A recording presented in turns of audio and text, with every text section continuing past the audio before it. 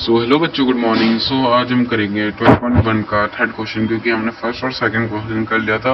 अब हम करेंगे थर्ड क्वेश्चन। थर्ड क्वेश्चन बहुत इजी है।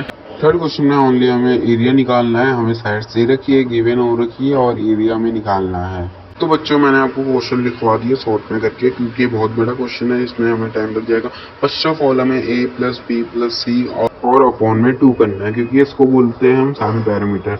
तो बच्चों, हमें साइड तो दे रखी है, तो हम 15 प्लस 11 प्लस 6 करेंगे, क्योंकि हमारी साइड्स है, और अपॉन में 2 करेंगे और इसको हम प्लस करेंगे। तो बच्चों, इसका आंसर आ रहा है 32। तो बच्चों, हमने साइड तो सारी प्लस कर दी। अब हमें सेमी पैरामीटर निकालना है, तो हमें अपॉन में 2 को, तो पहले तो ये बात समझ लो 16 आया क्यों। पहले तो हमें ट्रायंगल बनाना है, उसके बाद हमें सेमी पैरामीटर होता है मतलब आधा, तो हमारा आधा 16 आ गया। 16 के बाद हमें एक साइड हमें 11 दे रखी है, तो जो 16 का आधा है इस साइड वाला, लेफ्ट साइड वाला है, वो हमारा 11 हो गया, और राइट साइड वाला हमारा 6 हो गया, और वो नीचे वाला हमारा 15 हो गया। तो जो हमें इसमें माइनस करना है, हमें 16 को 11 से, क्योंकि 11 में हम देखना चाहते हैं कि कितना पार्ट 6 आधा सेमी पैरामीटर का है और कितना पार्ट हमारे साइड्स का है। तो हम ये आगे करते हैं।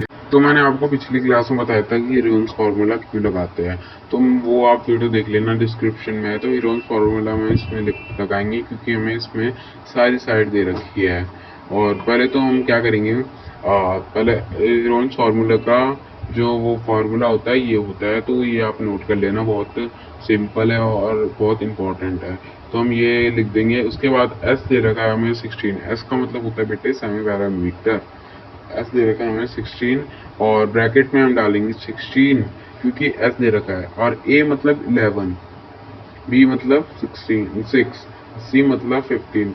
तो आप बच्चे बोल रहे होंगे कि आपने ऊपर साइड में जो 15 के बदले 15 के बदले 11 लिखना था, क्योंकि ये दे रखा है 11। तो बच्चों, ये हमारा कंपलसरी नहीं होता कि हमें डिट्टो वैसे करना है, बट हम वैसे कर सकते हैं, बट आंसर तो वही आता है। फिर हम जो हीरोन्स फार्मूला का फार्मूला है, तो हम बच्चों हमें 16 तो एज इट इज उतार देना है, क्योंकि हमें 16 का भी बाद में एलसीएम लेना है, और ना ये इससे अभी कट रहा है। तो हम 16 को 11 से माइनस करेंगे तो हमारा 5 आ गया, 16 को 6 से माइनस करेंगे तो हमारा 10 आ गया, फिर 16 को 15 से माइनस करेंगे तो हमारा 1 आ गया। उसके बाद हमें सबका एलसीएम लेना पड़ेगा। पहले तो हमें 16 का लेना पड़ेगा। एलसीएम लेना तो सबको आती होगा ऑलमोस्ट बच्चों को। तो हमारा 2 का पेयर आ गया, तो हम ये लिख देंगे। पेयर तो हम बाद में निकालेंगे कॉमन।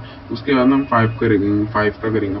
5 के टेबल में आता है, तो हम 5 लिख देंगे। उसके बाद बच्चों हम 10 का निकालेंगे, तो 10 हमारे 2 की टेबल में कितने बार में आता है, 5 बार में आता है। 5 की टेबल में 5 बार में 1 आता है, तो सॉरी 5 की टेबल में 1 बार में 5 आता है, तो हम ये लिख देंगे, और 1 के बाद लिख देंगे।